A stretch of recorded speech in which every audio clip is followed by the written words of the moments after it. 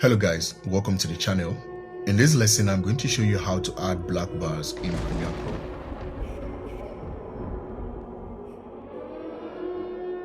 So right here, I have this clip on my timeline. Now, the next thing I'm going to do, I'm going to create an adjustments layer. I'm going to head over to new item and then click on adjustment layer. Then click on OK. Now with the adjustment layer created, I'm going to drag it to the timeline. And then I'm going to increase the duration of the adjustment layer so it matches the duration of the clip, like so.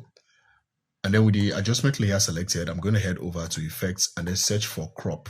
And then I'm going to drag the crop effect onto the adjustment layer and then head over to effects controls. Now within effects controls, I'm going to increase the top and bottom values of the crop to 15% each. And there you have it. That is it for this video, guys. That is how to add black bars in Premiere Pro. If you find this video helpful, be sure to give it a like and also do well to subscribe to the channel and turn on post notifications so you get notified when I post a new video. Thank you, and I'll see you on the next one. Bye.